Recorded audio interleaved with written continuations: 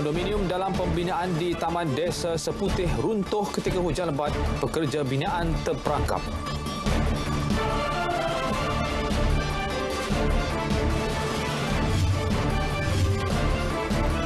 Pengecualian cukai dan insentif khas dipertimbang kerajaan bantu sektor terjejas akibat COVID-19.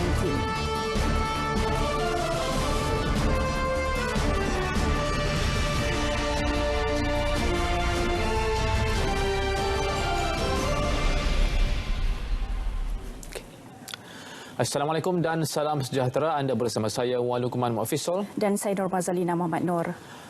Kita mulakan dengan berita ini. Sebahagian struktur kondominium yang sedang dalam pembinaan di Taman Desa Coalition berhampiran Jalan Kelang Lama, Kuala Lumpur runtuh petang tadi. Laporannya secara langsung kita bersama wartawan Farhana Azwani Ismail di lokasi. Farhana? Baik, terima kasih Mazalina dan Wal Uman. Perkembangan di tapak pembinaan kondominium Taman Desa ketika ini, kerja-kerja mengalihkan runtuhan konkrit dan operasi mencari serta menyelamat masih sedang giat dijalankan. Dan Jabatan Bomba dan Penyelamat Malaysia JBPM menerima panggilan kecemasan kira-kira pada pukul 3.50 petang tadi dan menghantar sepasukan anggota dari Balai Bomba dan Penyelamat Seputih untuk operasi menyelamat. Dan mereka tiba kira-kira pukul 4 petang tadi. Turut membantu anggota bomba dari Balai Bomba Pantai dan juga Hang Tuah melibatkan 3 jentera. Menurut pengarah JBPM KL Nordin Pauzi sebentar tadi, runtuhan terjadi dari tingkat 6 ke bawah dan tingkat 1 sekarang menampung segala runtuhan yang berlaku di tingkat 6. Anggota bomba telah menjumpai 2 orang mangsa yang terperangkap dalam runtuhan bangunan tersebut dan seorang daripada mangsa tersebut telah berjaya dibawa keluar oleh anggota bomba dan telah dihantar ke Hospital Kuala Lumpur. Manakala seorang lagi masih lagi terperangkap. Namun warga negara kedua-dua mangsa masih belum dikenal pasti. Difahamkan anggota mengalami kesukaran untuk menyelamat mangsa kerana keadaan bangunan tidak stabil dan masih berlaku runtuhan-runtuhan kecil dan anggaran jumlah mangsa yang sebenar terlibat masih belum dapat dipastikan. Operasi turut dibantu anggota pasukan khas taktikal Operasi Penyelamat Malaysia STORM dan agensi-agensi lain termasuk Polis Diraja Malaysia PDRM dan juga Dewan Bandaraya Kuala Lumpur di BKL. Unit anjing pengesan K9 JBPM turut dihantar ke lokasi kejadian bagi membantu mengesan sekiranya masih terdapat mangsa lain yang tertimbus di bawah runtuhan. Untuk makluman, pembinaan ini membabitkan bangunan satu blok kondominium 37 tingkat melibatkan 202 unit. Sekian langsung perkembangan dari Taman Desa. Kembali bersama Mazalina dan Wan Lukman. Baik, terima kasih Farhana. Dalam pada itu, Kementerian Sumber Manusia menerusi kenyataannya memaklumkan pasukan pegawai penyiasat daripada Jabatan Keselamatan dan Kesihatan Pekerjaan JKKP Kuala Lumpur dan Putrajaya kini berada di lokasi kejadian. Menerusi siasatan itu, JKKP akan menentukan sama ada berlaku sebarang pelanggaran perundangan di bawah Akta Keselamatan dan Kesihatan Pekerjaan 1994 atau Akta Kilang dan Jentera 1967. Pegawai penyiasat JKKP masih menunggu maklumat lanjut daripada Jabatan Bomba dan Penyelamat sebelum melaksanakan proses siasatan seterusnya. Pakej ransangan ekonomi bakal diumumkan Perdana Menteri Tun Dr. Mahathir Mohamad pada Khamis 27 Februari ini. Menteri Keuangan Lim Guan Eng dalam satu kenyataan media menjelaskan pakej tersebut bertujuan mengurangkan impak ketidaktentuan ekonomi global terhadap Malaysia susulan wabak COVID-19. Ketika ini, kementeriannya sedang menyediakan program ransangan dengan kerjasama Kementerian Hal Ehwal Ekonomi, Kementerian Pengangkutan, Kementerian Pelancongan Seni dan Budaya, Kementerian Pembangunan Usahawan dan Koperasi serta pelbagai agensi. Kerajaan turut mengadakan sesi rundingan dengan beberapa peserta industri termasuk sektor pelancongan, logistik dan perusahaan kecil dan sederhana PKS. Jelas Lim, pakej ransangan ekonomi tersebut bukan sebuah belanjawan baru atau sebahagian daripada dasar belanjawan 2020. Sebaliknya, bantuan akan disalurkan kepada sektor-sektor yang terkesan bagi menyokong ekonomi negara dengan perhatian utama diberikan kepada aliran tunai. Pada masa sama, sektor terbabit juga harus meneroka peluang pendapatan alternatif seperti memberi tumpuan kepada pelancongan domestik dan meneroka pasaran lain. Peserta industri turut diseru agar tidak berputus asa dan bertahan meskipun pasaran menghadapi cabaran sukar agar manfaat daripada pemulihan semula ekonomi dapat dinikmati selepas ancaman COVID-19 berakhir.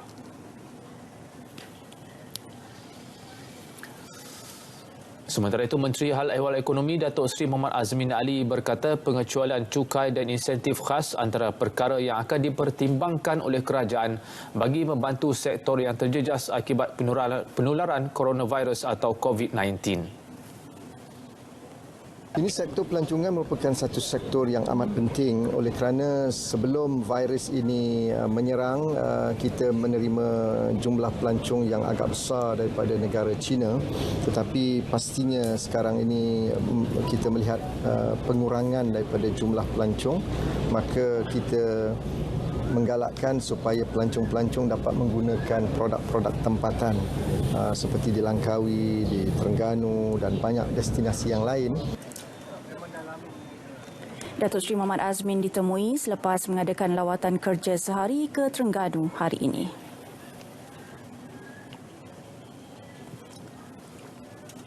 Empat individu yang dijangkiti COVID-19 telah dibenarkan pulang hari ini. Ia menjadikan jumlah kes positif virus berkenaan yang telah sembuh dan dibenarkan pulang adalah 7 daripada 19 kes yang dilaporkan. Timbalan Perdana Menteri Datuk Seri Dr. Wan Azizah Wan Ismail berkata keempat-empat individu ini merupakan kontak rapat kepada kes pertama yang dilaporkan di Singapura dan telah dimaklumkan melalui International Health Regulation IHR Focal Point Malaysia. Mereka telah dikesan dan dimasukkan ke wad isolasi Hospital Sungai Buloh pada 24 Januari dan telah dilaporkan positif COVID-19. Kes 1, 2, 3, nenek dan 2 orang cucu disahkan positif pada 24 Januari dan kes 5, ibu pada 2 orang cucu itu disahkan positif pada 28 Januari. So mereka dijangkiti macam didapati positif berperingkat-peringkat.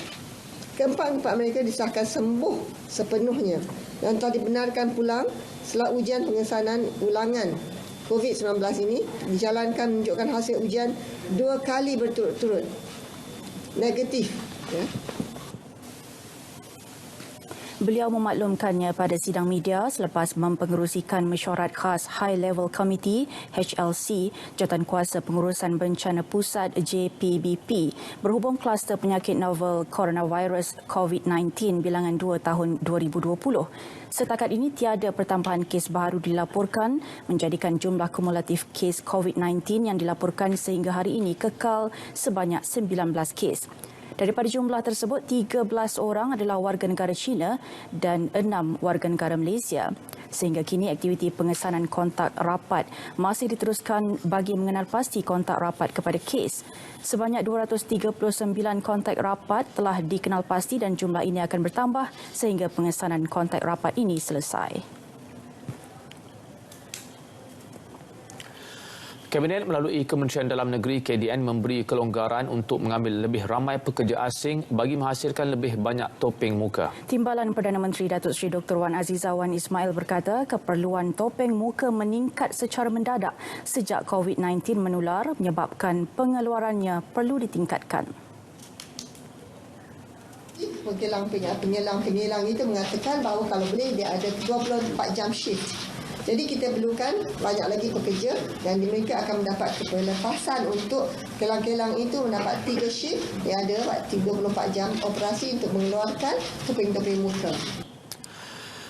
Dalam pada itu, Datuk Seri Dr. Wan Azizah berkata Kementerian Perdagangan Dalam Negeri KPDN HCP mengeluarkan surat arahan kepada negeri dan cawangan untuk tidak membenarkan topeng muka dijual secara pukal kerana dikhawatiri mereka akan menjualnya ke negara lain.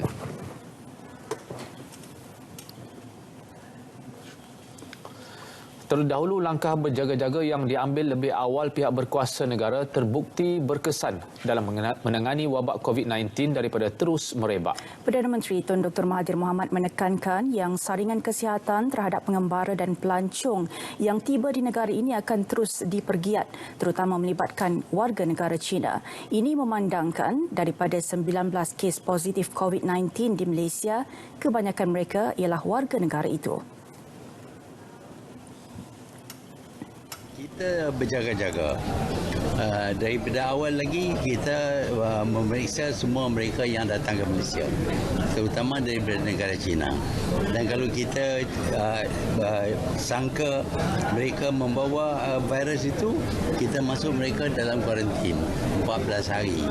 Orang kita yang ada di Wuhan yang kita bawa balik kena kuarantin 14 hari juga. Tun Dr. Mahathir turut mengucapkan terima kasih kepada Presiden China Xi Jinping kerana mengambil tindakan luar biasa dalam membantras penularan COVID-19. Saya fikir dia membuat apa yang mungkin dilakukan, dan ini dengan ini kita berterima kasih kepada dia, dan dia juga menolong supaya kita dapat bawa balik rakyat kita yang ada di sana. Semalam menerusi perbualan telefon bersama Xi Jinping, Tun Dr. Mahathir menyatakan solidariti dan sokongan padu Malaysia kepada China dalam menangani wabak itu.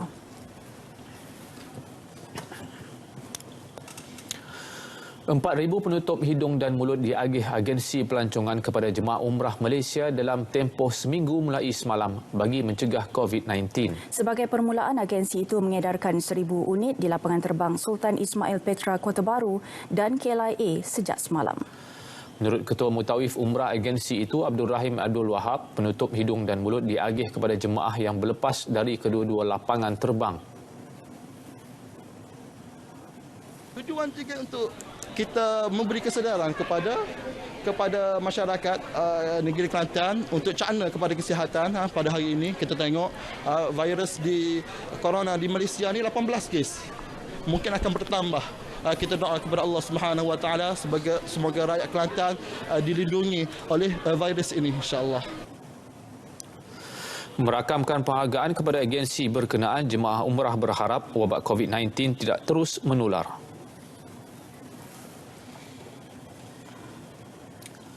Di China, Suruhanjaya Kesihatannya melaporkan 121 kematian baharu akibat COVID-19, menjadikan jumlah kematian meningkat kepada 1,380 kes. Manakala 5,090 jangkitan baharu disahkan, menjadikan jumlah keseluruhan dijangkiti wabak global itu seramai 63,851 orang. Daripada jumlah itu, 55,748 individu sedang menjalani rawatan.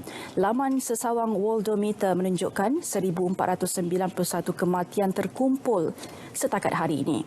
Manakala 65,247 kes positif COVID-19. Jumlah mereka berjaya pulih daripada epidemik berkenaan pula sebanyak 7,099 kes sejak wabak itu menular Disember lalu. COVID-19 telah melanda 28 buah negara.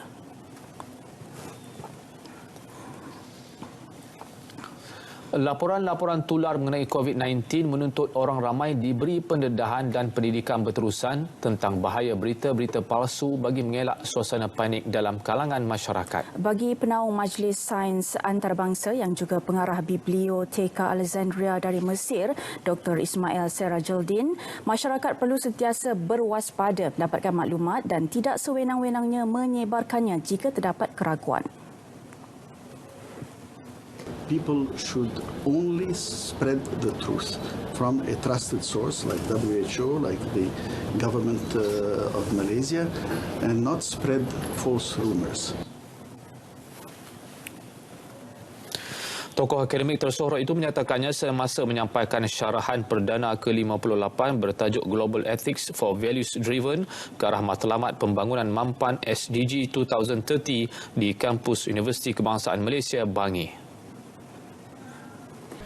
Janji untuk menyerahkan kepimpinan negara akan tetap ditepati. Menurut Perdana Menteri Tun Dr. Mahathir Mohamad, proses peralihan kuasa akan berlaku selepas penganjuran Sidang Kemuncak Kerjasama Ekonomi Asia APEC 2020 November depan. Dalam sidang media di Langkawi, Tun Dr. Mahathir menegaskan beliau tidak terlibat dalam sebarang cubaan untuk menghalang proses peralihan kuasa daripada berlaku.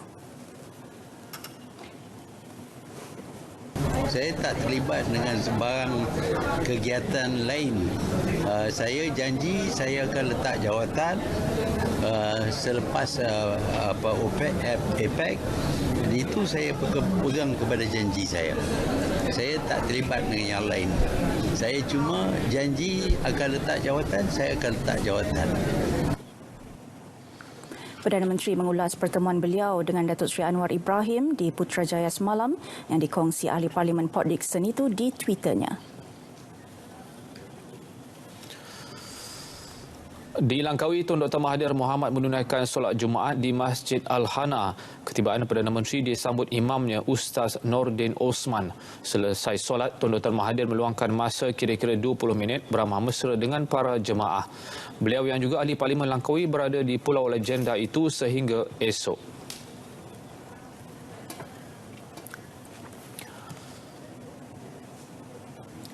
Sebelum ke berita selanjutnya, kita ikuti terlebih dahulu harga minyak mingguan. Harga berikut berkuat kuasa mulai esok 15 Februari hingga Jumaat depan 21 Februari.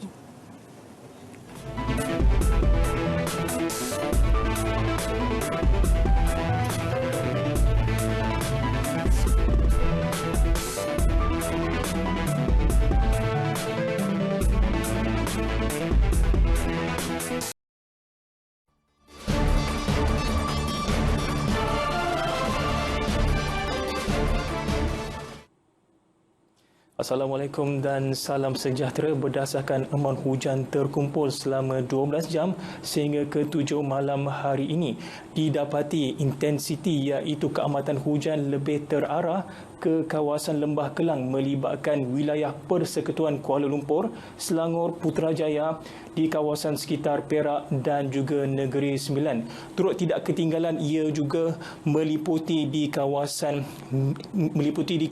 Bintulu dan juga Mukah, turut juga di kawasan Miri dan juga Limbang. Aman hujan yang tertinggi setakat ini pada hari ini iaitu sebanyak 84.9 mm iaitu di negeri wilayah Persekutuan Kuala Lumpur. Bagi paparan imej satelit pula kelihatan iaitu operasi pemberian awan pada tengah hari tadi telah pun membuahkan hasil. Seperti yang kita dapat lihat di sini, terdapat kelompok awan aktif berlegar di ruang atmosfera negeri Kedah dan juga Perlis, turut di kawasan sekitar Perak. Manakala di Sarawak pula juga terdapat kelompok awan aktif hampir di kesemua tempat di negeri tersebut. Bagi keadaan cuaca semasa pula terdapat hujan iaitu di kawasan sekitar negeri Kedah dan juga selatan Perak.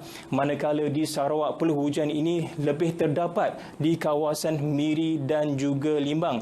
Di samping itu di Sabah pula hujan semenjak petang tadi masih lagi terdapat di pedalaman Sandakan.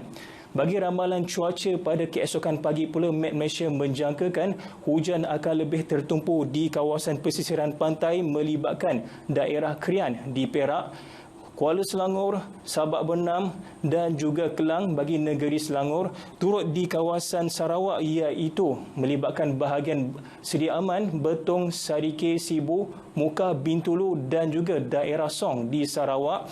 Di samping itu di Sabah pula ia akan lebih tertumpu di kawasan Sabah Timur. Sekian dahulu laporan cuaca buat malam ini. Dapatkan informasi cuaca di laman sesawang dan juga media sosial kami. Saya Abdul Aizat. Assalamualaikum.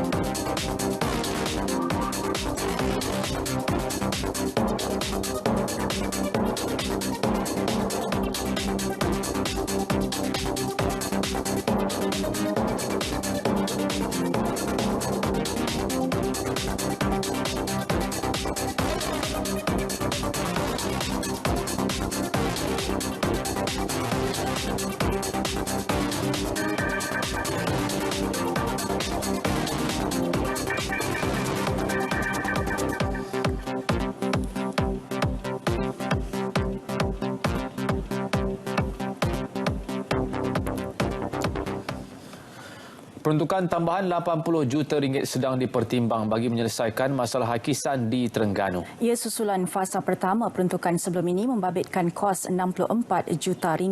Jelas Menteri Hal Ehwal Ekonomi Datuk Seri Muhammad Azmin Ali, pertimbangan serius diberi berikutan masalah hakisan di beberapa daerah di negeri itu semakin kritikal.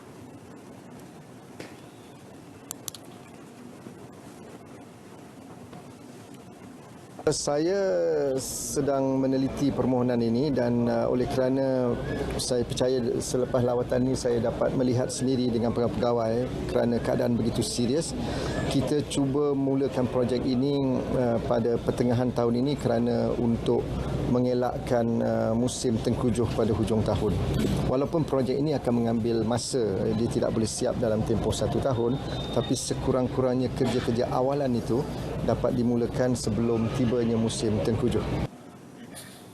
Datuk Seri Azmin memaklumkannya ketika melawat pasar besar Kedai Payang Baru di Kuala Terengganu. Kerajaan Persekutuan amat prihatin menyegerakan peruntukan bagi memastikan keselamatan penduduk yang terkesan dengan masalah hakisan sekaligus mengelak sektor pelancongan di negeri Terengganu terjejas. 2 laporan polis dibuat pengurusi Pertubuhan Gerakan Memartabat Pejuang Negara Malaysia GMPN, Major Razali Zakaria bersama pengerusi Skuad Prihatin Kepong Datuk Muhammad Nur Ali akhbar berhubung muat naik berbentuk hasutan di Facebook. Menurut mereka, muat naik berkenaan mengandungi fitnah terhadap Menteri di Jabatan Perdana Menteri Datuk Seri Dr. Mujahid Yusof Rawal dan Menteri Wilayah Persekutuan Khalid Samad. Kedua-dua muat naik tersebut dibuat dalam bulan ini yang memfitnah kedua-dua menteri terbabit, kononnya merompak wang dan menjual aset tabung haji, dan kononnya salah seorang lagi menteri menyokong perniagaan burger khinzir secara terbuka. Buatlah sebagai seorang Islam, kalau perlu benda itu tak betul, mintalah maaf. Saya rasa kalau minta maaf mungkin yang berhormat menteri pun mungkin akan memaafkan. Biasanya dia akan memaafkan. Jadi kalau kita betul-betul ada faktanya, kita akan buat laporan polis saja. Kita tidak pergi sampai ke menyaman dan sebagainya. Kami kenal menteri kami dan kami pun memperjuangkan rahmatan lil alamin. Dan kami percaya bahawa kita tidak pernah berada di dalam situasi seperti ini yang amat buruk, difitnah. Mereka membuat laporan polis di IPD Dawangi. Datuk Seri Ahmad Zahid Hamidi mengarahkan agar chip pasport bekalan syarikat Datasonik Teknologi Sdn Bhd DTSB digunakan dalam pengeluaran pasport Malaysia. Perkara itu didedahkan bekas Setiausaha Bahagian Perolehan Kementerian Dalam Negeri Datuk Abdul Aziz Mat Noor di Mahkamah Tinggi Kuala Lumpur melalui surat bertarikh 12 Disember 2015 yang mengandungi minit dengan catatan Presiden UMNO itu. Minit tersebut dicatat agar Ketua Setiausaha Kementerian Dalam Negeri meneliti semula keputusan terdahulu serta menggunakan chip syarikat Datasonik sebelum lanjutan kontrak dengan PKN. Ketika ditanya Timbalan Pendakwa Raya Gan Peng Kun mengapa beliau mengeluarkan arahan untuk menyegerakan surat setuju terima STT kepada DTSB, saksi menjawab ia perlu disegerakan kerana keperluan chip pasport telah sampai ke tahap mendesak. Saksi turut memberitahu beliau mengetahui yang Jabatan Imigresen mengalami masalah kekurangan pasport pada 2015.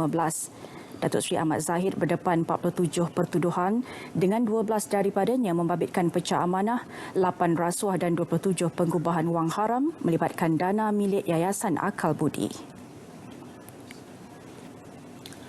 Manual pengurusan senjata api Jabatan Sukarelawan Malaysia RELA akan dilancarkan sempena sambutan Hari Ulang Tahun RELA ke-48 esok. Manual tersebut akan menjadi garis panduan dan rujukan untuk kegunaan anggotanya di seluruh negara. Bertemakan dari rakyat bersama rakyat untuk rakyat, sambutan peringkat kebangsaan itu akan disempurnakan Menteri Dalam Negeri Tan Sri Muhyiddin Yassin. Ia diadakan di Stadium Indra Mulia Ipoh dan pelbagai aktiviti dirancang seperti persembahan pancaragam dan gerak gempur RELA, demonstrasi K9 PDRM, pameran dan persembahan artis tempatan. Sambutan kali ini juga akan melibatkan penyertaan siswa Institusi Pengajian Tinggi Awam IPTA.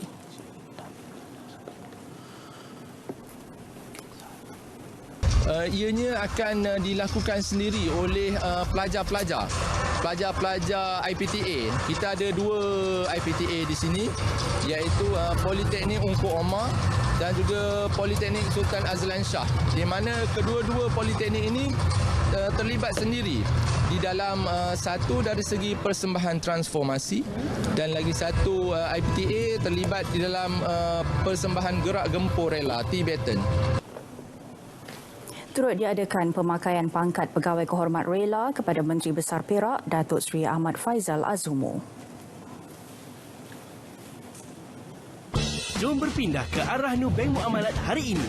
Kekalkan cakaran emas anda dan berpeluang memenangi hadiah utama emas seberat 1 kilogram.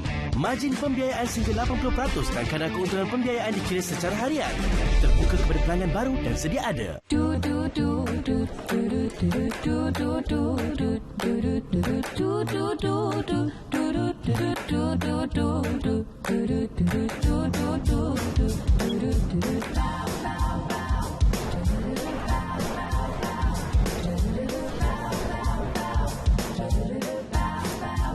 Lebih mesra bila berkongsi dengan Maxis One Share. 2 peranti 1 harga tanpa bayaran pendahuluan. Kunjungi kedai Maxis berdekatan hari ini.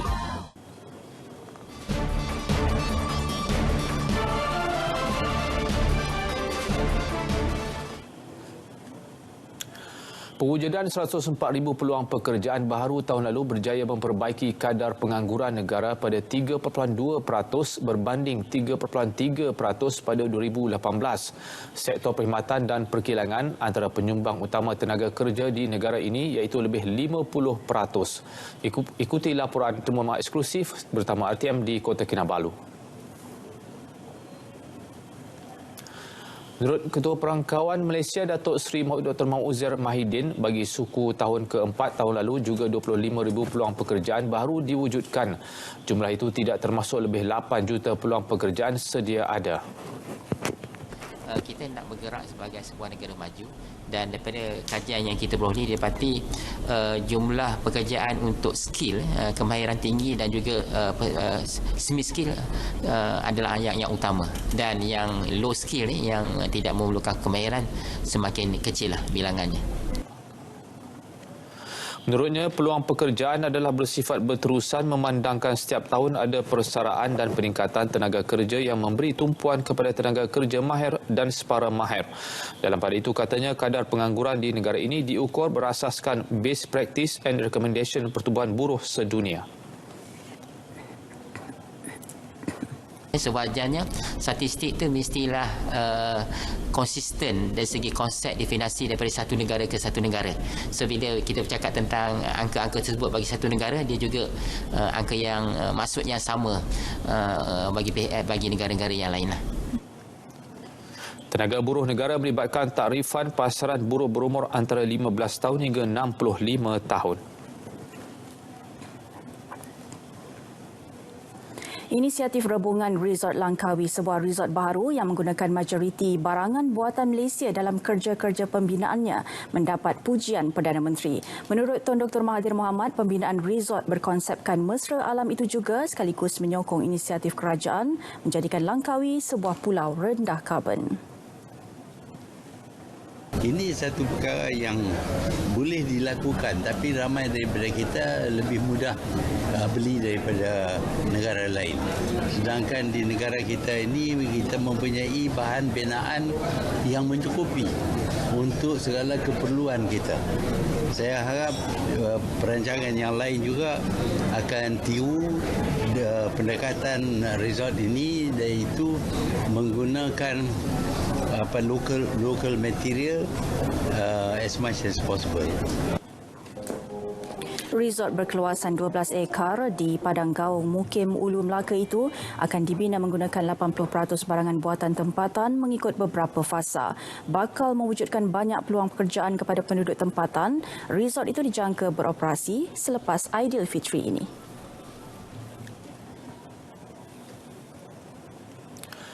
Malaysia tidak akan berganjak daripada memfailkan tindakan undang-undang melalui Pertubuhan Perdagangan Dunia WTO terhadap Sekatan Kesatuan Eropah EU ke atas industri biofuel berasaskan sawit. Tegas Menteri Industri Utama Teresa Kok, sekatan berkenaan amat tidak adil dan bertentangan dengan polisi perdagangan bebas yang dilaunkan EU. Menafikan sekeras-kerasnya laporan Reuters semalam, kononnya Malaysia tidak lagi merancang memfailkan tindakan ke atas kesatuan itu. Kenyataan media Teresa menjelaskan pihaknya masih berunding mengenainya melalui mesyuarat dua hala dan rundingan bersama EU. Ia meliputi penjelasan kerajaan Malaysia berkaitan industri minyak sawit, terutama usaha menghasilkan minyak sawit lestari, selain projek pemulihan hijau yang dilakukan industri. Pertemuan dengan Pesuruhjaya Tenaga EU, Kadri Simpson, baru-baru ini antara lain menzahirkan kebimbangan Malaysia terhadap kelulusan peraturan delegasi dan arahan tenaga boleh diperbaharui dua oleh Parlimen Eropah. Ia dilihat tindakan mendiskriminasi penggunaan minyak sawit dalam industri biofuel.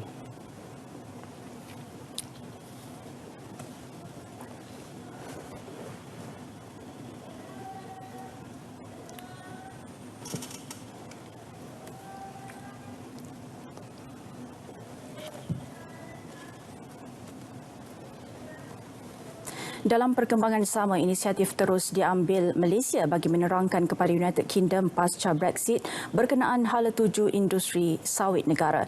Melalui lawatan kerja ke negara itu, Teresa Kok turut menerangkan inisiatif pensijilan minyak sawit mampan Malaysia MSPO yang menjamin minyak sawit negara mengikut tahap piawaian antarabangsa.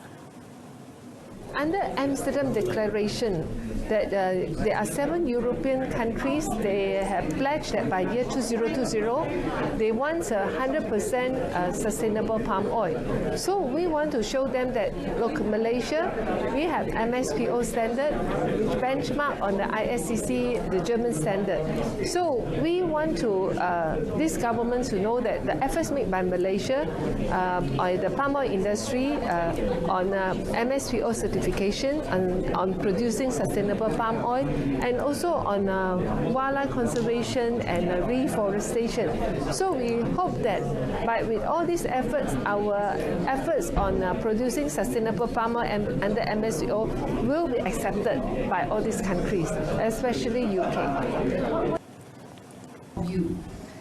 Di London, Teresa Kok mengadakan pertemuan dengan Menteri Jabatan Alam Sekitar, Makanan dan Hal Ehwal Luar Bandar Zack Goldsmith, Menteri untuk Asia dan Pasifik Heather Wheeler dan 10 anggota Parlimen Britain. Hasilnya, United Kingdom menyuarakan minat untuk bekerjasama dengan negara-negara pengeluar minyak sawit bermula dengan Afrika. The United Kingdom is interested or has shown interest from within certain circles to help the African nations develop their agro-based industries, including oil palm cultivation. We contacted the British authorities, suggesting that this could be an opportunity for Malaysia and the United Kingdom to collaborate or cooperate in trying to drive the emerging palm oil industry towards a sustainable palm oil industry. Perbincangan meja bulat turut dihadiri pemimpin dari negara Afrika selain wakil-wakil pertubuhan yang menekankan kepentingan MSPO dalam memberi gambaran positif terhadap industri sawit Malaysia. Malaysia mengeksport 2.5 juta tan minyak sawit ke seluruh Afrika.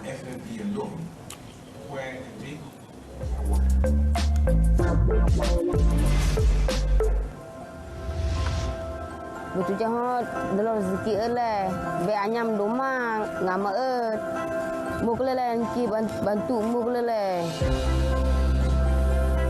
saya ambil daun ni daun menguam, lepas saya potong mengayu, saya buat jangka untuk meluruskan bagi dia lembut, lepas ke dalam air daerah lepas jemu bila kering dah sudah lepas kedua kala tunggu gua angin cup dua kala pada celup, lepas celup sukala, lepas sukala ke manyam. Cakap terima kasih leh dengan efek kalau dia agak beli tiba ke bangga leh. Terima kasih efek.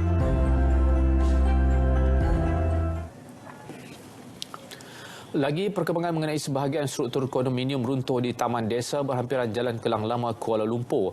Pihak Jabatan Bomba dan Penyelamat berjaya mengeluarkan seorang mangsa dan telah dihantar ke Hospital Kuala Lumpur. Sementara itu, kerja menyelamat seorang lagi mangsa terperangkap di bawah runtuhan sedang dijalankan. Dan laporan lanjut bersama wartawan Farhana Azwani Ismail di lokasi. Silakan Farhana.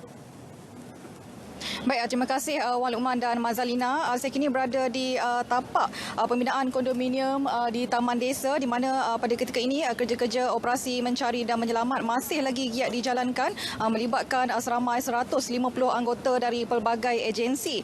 Sebentar tadi Pengarah Jabatan Bomba dan Penyelamat Malaysia Kuala Lumpur Nordin Fauzi ada membuat sidang media kira-kira pukul 7.50 malam tadi. Jadi kita ikuti sidang media dari Tuan Nordin Fauzi sebentar tadi. Tuan, dengan kejadian hari ini mungkin apa update kes? Okey, saya akan update berita terkini di mana kita telah pun beroperasi untuk menyelamatkan seorang lagi yang dipercayai terperangkap.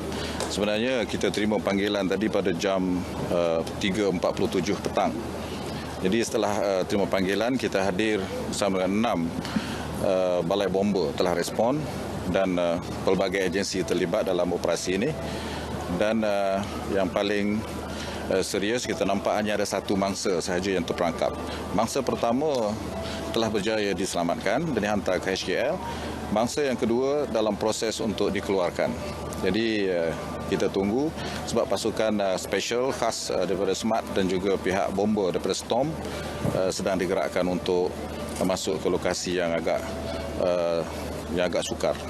Struktur daripada tingkat 6 ke tingkat 1? Struktur telah runtuh dari tingkat 6 dan semua telah terhimpit sampai ke tingkat 1.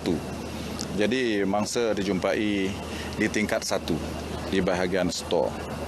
Jadi disebabkan himpitan daripada kerangka semen dan sebagainya ini ada sedikit terhimpit. Jadi kita mengambil risiko untuk mengeluarkan mangsa dalam masa terdekat. Sebab tak laporan yang staf yang cakap ada kawan dia yang hilang?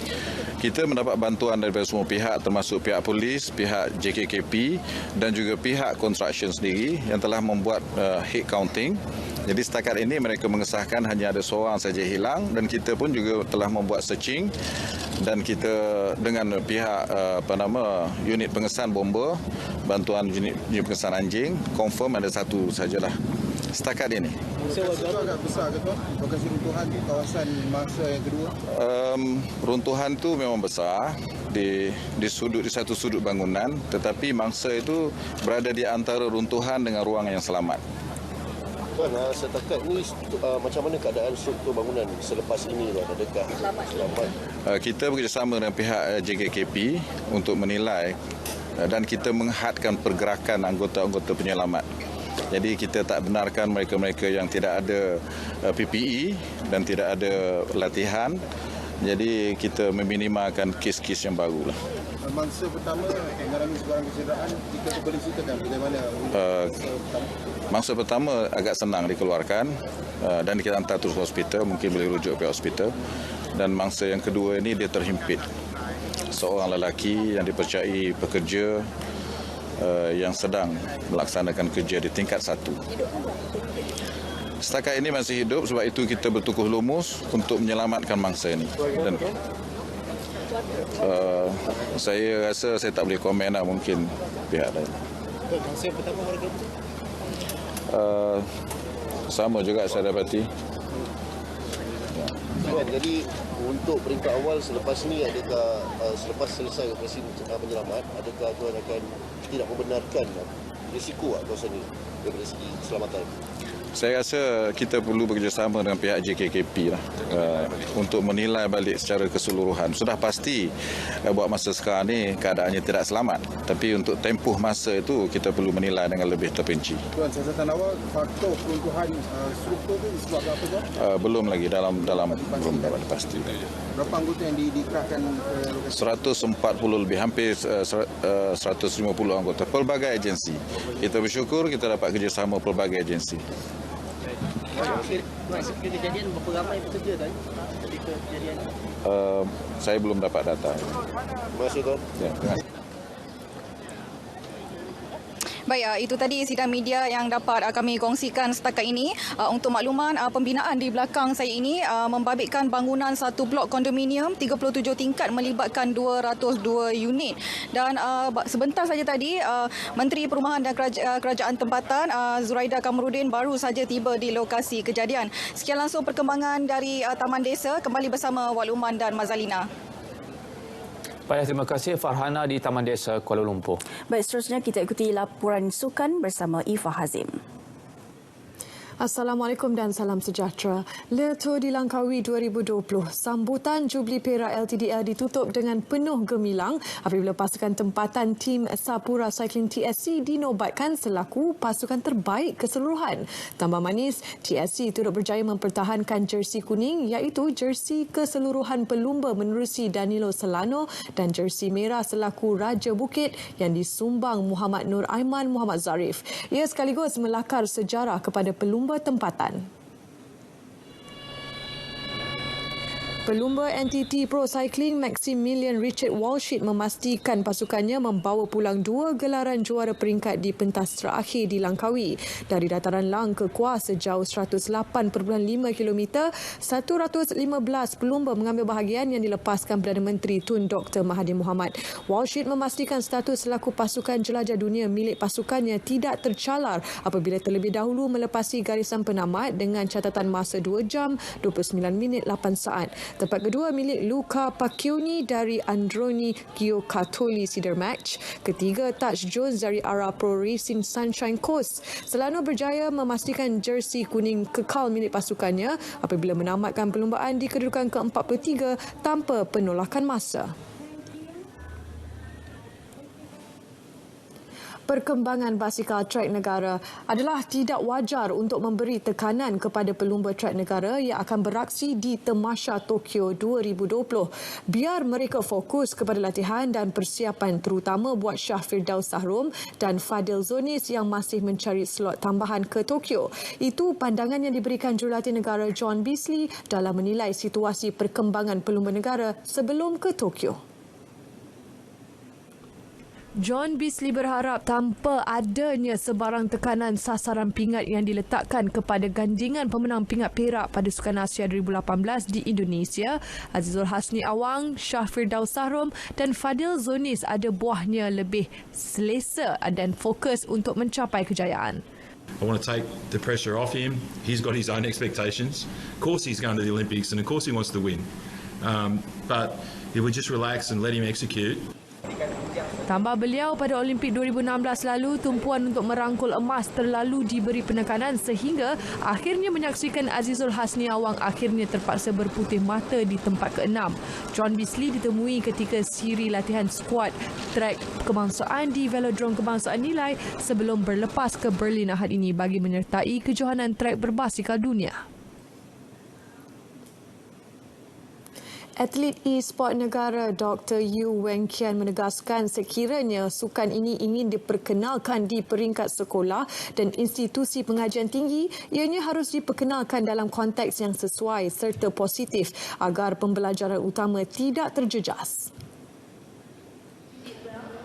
Jelas pemenang pingat emas acara Hearthstone Sukan C Filipina 2019 itu, semua pihak berkepentingan harus menilai dari pelbagai sudut sebelum dimuktamadkan. Positifnya e-sport berupaya mengembangkan minda anak-anak, namun negatifnya banyak masa dibazirkan berbanding belajar.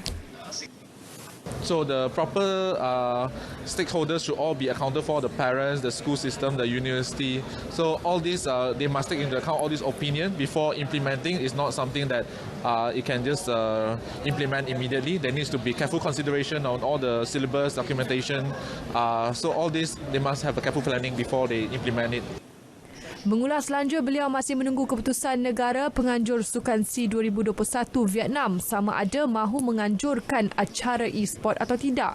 Beliau berkata demikian kepada media selepas majlis meraihkan pemenang pingat emas Sukan e-sport di Sukan C Filipina bersama Domino's Pizza. Legenda badminton negara Datuk James Selvaraj sedia menabur bakti dalam usaha memartabatkan tahap badminton negara dari peringkat akar umbi. Untuk itu, beliau menyuarakan kesediaan untuk bekerjasama dengan mana-mana persatuan negeri termasuk Persatuan Badminton Malaysia BAM dalam usaha melahirkan lebih ramai jago muda.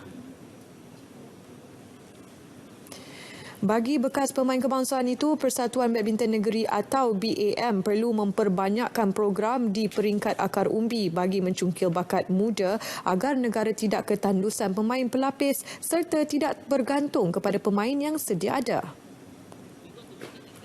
Who is about 18 to 20 years old now? Do we have the players 18 to 20 years old that will make good in 2024? You have to look at that. You cannot bring a 25-year-old fellow and tell make good in 2024. That's 4 years down the road. He becomes 29 years old. Beliau kini bersifat terbuka kepada semua persatuan negeri dan BAM yang ingin mendapatkan khidmatnya dalam membantu merangka pembangunan sukan badminton. Sekian laporan sukan untuk malam ni. Saya serahkan kembali kepada Wan Lokman dan juga Nur Mazalina untuk segmen seterusnya. Silakan.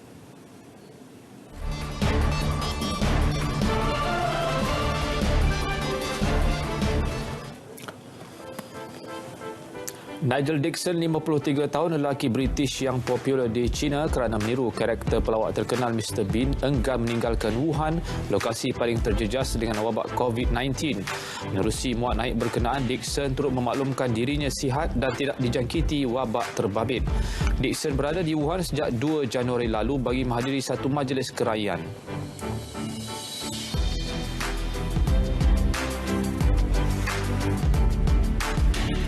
Ketika ramai yang terperangkap di rumah menjalani tempoh kuarantin, seorang lelaki yang diberi julukan Balcony Divo tampil untuk menghiburkan jiran-jirannya. Menggunakan set pembesar suara dan mikrofon, lelaki itu membuat konsert percuma di balkoni rumahnya. Malah jiran-jirannya dilihat terhibur dan melambai-lambai sambil menyalakan lampu telefon masing-masing seolah-olah berada di konsert. Lebih sedikit tiada salji, penduduk khususnya kanak-kanak di Baghdad teruja apabila bumi itu dituruni salji Selasa lalu. Kali terakhir Baghdad menerima salji pada 2008. Di negara itu, salji biasanya berlaku di utara Iraq seperti Mosul. Keadaan bersalji ini difahamkan berlaku berikutan aliran gelombang sejuk dari Eropah.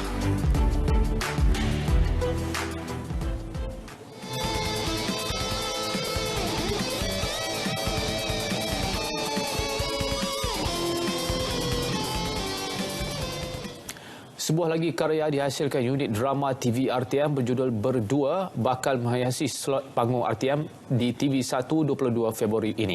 Hasil garapan pengarah Wan Afzam Wan Daud, telefilm ini mempertaruhkan lakonan mantap Faizal Husin dan pemenang anugerah pelakon wanita terbaik Festival Filem Malaysia ke-29 FFM 29 Sanggita Krishnasamy. Mengisahkan seorang pelajar yang membuat kajian mengenai penjenayah membawakan pertemuan antara Sutra dan L. Namun, kemesraan yang ditunjukkan menimbulkan bibit-bibit cinta dalam hati kedua mereka, namun berlaku tragedi yang tak disangka. Jadi dia satu persembahan yang berbeza lah saya rasa. Drama ni special kerana cara persembahan dia kalau kita tengok kita tak rasa drama tu pada terbitan RTM. Dia macam drama yang berada macam contoh-contoh macam filem-filem Korea, filem-filem luar. Yang mana macam cara persembahannya pun kalau kita tengok dari mula tu ada beberapa babak digabungkan dalam satu shot saja. So saya rasa macam bila saya buat cerita ni, saya punya cabaran, saya punya angle, saya punya di situ untuk faham look and feel daripada pengarah apa. So macam cerita ni dia macam ada Korea punya feel sikit yang macam slow, momentum, build, bukan yang biasa atau usual. Benda tu saya suka. Sanggita yang pernah melakonkan watak Cikgu Cheryl dalam filem Adiwiraku sebelum ini turut teruja menyaksikan lakonannya yang memerlukan dia bertutur sepenuhnya dalam bahasa Melayu. Tapi saya ni sebenarnya sekolah kebangsaan. So saya selesa berbahasa Melayu. Kat rumah pun dengan adik-adik, dengan abang pun bahasa Melayu juga. Tapi itulah saya rasa macam penggunaan bahasa Melayu dalam industri Tamil ni kurang. Jadi saya rasa kalau kita boleh lah, I don't know, kalau boleh encourage industri Tamil ni untuk gunakan lagi bahasa Melayu, bahasa kebangsaan. Baiklah, berita perdana edisi Jumaat 14 Februari berakhir di sini. Layari Facebook Berita RTM atau muat turun aplikasi RTM Mobile secara percuma di Google Play atau App Store. Ya, semua saluran RTM juga boleh ditonton secara dalam talian di myclick.rtm.gov.my atau di myfreeview 123. Terima kasih kerana setia bersama RTM, jenama dan iktiraf paling dipercayai. Wassalamualaikum. Dan salam saya Nim Lesiko.